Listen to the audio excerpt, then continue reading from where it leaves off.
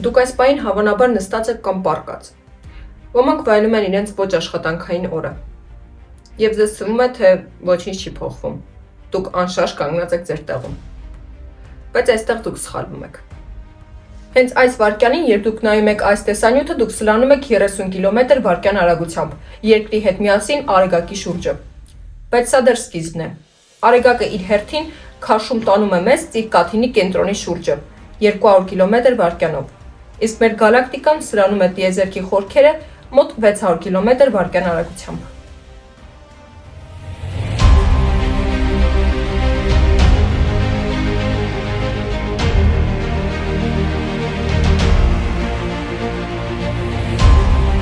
Բարև, ես Արմինեն եմ։ Այսօր խոսելու ենք շարժման մասին և փորձելու ենք հասկանալ, թե ինչ է կատարվում մեր շուրջը։ Թվում է, թե ամեն ինչ անշարժ է, բայց ֆիզիկան ցույց է տալիս, որ մեր իրականությունը շատ ավելի շարժուն է, քան մենք պատկերացնում ենք։ Դուք տիեզերական կարուսելի մեջ եք, որը երբեք չի կանգնում։ Բայց ինչու մենք դա չենք զգում։ Ինչու է մեր սուրճի բաժակը սեղանին թվում անշարժ։ Երբ իրականում այն տիեզերական փոշու պես սլանում է վակուումում։ Այսօր մենք կքանդենք դադարի պատրանքը։ Ֆիզիկայում չկա պարզապես շարժում։ Կա մի կարևոր հարց, որը փոխում է ամեն ինչ։ Ում նկատմամբ։ Պատկերացրեք մի այսպիսի իրավիճակ։ Դուք նստած եք գնացքում, որը սահուն սկսում է շարժվել կայարանից։ Կողքի գնացքը նույնպես սկսում է շարժվել։ Մի պահ ձեզ թվում է, թե դուք եք գնում, բայց հետո հասկանում եք, որ ոչ։ Կողքինն է շարժվում։ Ինչու է ձեր ուղեղը շփոթվում, որովհետև շարժումը հարաբերական է։ 17-րդ դարում Գալիլեո Գալիլեյը մի հանճարեղ բան ասաց. Փակվեք նավի նկուղում։ Եթե նավը շարժվում է հավասարաչափ եւ առանց ցնցումների, դուք ոչ մի փորձով չեք կարող իմանալ, այն շարժվում է թե կանգնած է։ Թիթեռները կտրճեն նույն կերպ, ձկները կլողան նույն կերպ։ Որպեսզի ֆիզիկոսը չխենթանա, նա ընտրում է հաշվարկման մարմին։ Սա ձեր ճակերտավոր ասած կայանատեղին է տիեզերքում։ Եթե ընտրեք գնացքը որպես հաշվարկման մարմին, դուք անշարժ եք։ Եթե ընտրեք կայարանի շենքը, դուք շարժվում եք։ Բայց սա քիչ է։ Մեզ պետք է նաև կոորդինատային համակարգ եւ ժամանակը չափող սարք։ Այս ամբողջությունը կոչվում է հաշվարկման համակարգ։ Հիշեք, առանց հաշվարկման համակարգի շարժման մասին խոսելը ուղղակի անիմաստ է։ Ինչպես օրինակ օդի մեջ ինչ-որ բան գրելը։ Իսկ հիմա մի պահ մոռացեք ձեր մասին։ Դուք բարդ եք։ Ունեք ձեռքեր, ոտքեր, միլիարդավոր բջիջներ։ Բայց ֆիզիկայի համար դուք կարող եք լինել ընդհանրապես կետ։ Սա ֆիզիկոսների ամենասիրելի հնարքն է՝ նյութական կետը։ Եթե դուք քայլում եք սենյակում, ձեր չափսերը կարևոր են, որովհետև կարող եք բախվել սեղանին։ Բայց եթե դուք Երևանից գնում եք Փարիզ, ինքնաթիռի չափսերը ոչինչ են 4000 կիլոմետրի համեմատ։ Մենք ստեղծում ենք հսկայական օբյեկտները մինչև մի փոքր կետի, որպեսզի հաշվարկները չդառնան մղձավանջ։ Երբ այս կետը շարժվում է, նա տարածության մեջ թողնում է մի անտեսանելի ստորագրություն։ Դա հետագիծն է։ Նայեք գիշերային քաղաքի լուսանկարներին, որտեղ մեքենաների լույսերը երկար գծեր են դառնում։ Ահա հետագիծը։ Իսկ այլ գծի երկարությունը մեր անցած ճանապարհն է։ Ճանապարհը երբեք չի կարող լինել բացասական։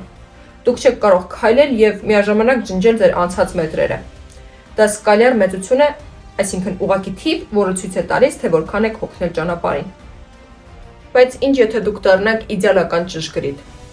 Ոչ մի կանգառ, ոչ մի դանդաղում։ 1 վայրկյանում 2 մետր, հաջորդ 1 վայրկյանը ելի 2 մետր։ Սա հավասարաչափ շարժումն է։ Բնության մեջ սա գրեթե գոյություն չունի։ Սա ռոբոտների կամ լույսի ճառագայթի երազանքն է։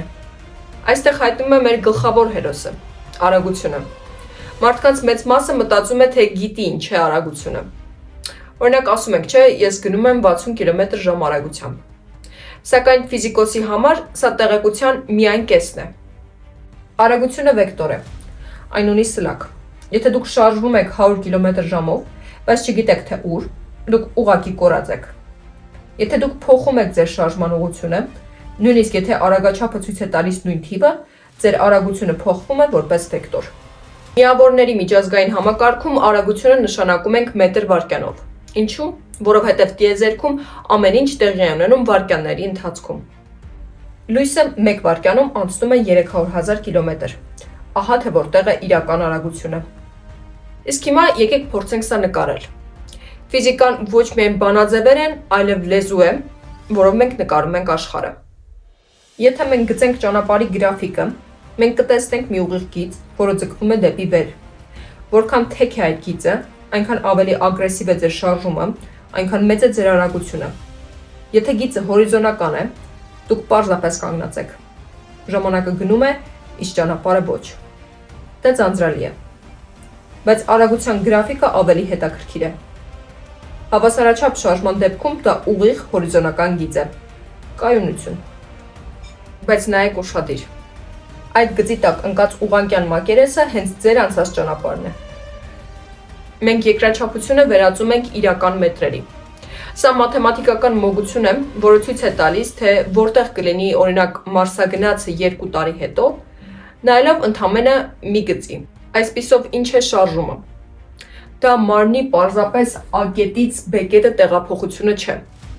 Դա տիեզերական պար է։ Այսօր մենք սովորեցինք կետ դառնալ, հասկացանք, որ դադարը պարզապես պատրանք է, եւ տեսանք, թե ինչպես են գրաֆիկները պատմում մեր շարժման պատմությունը։ Եվ հա, չմոռանաս մարզել ուղեղդ։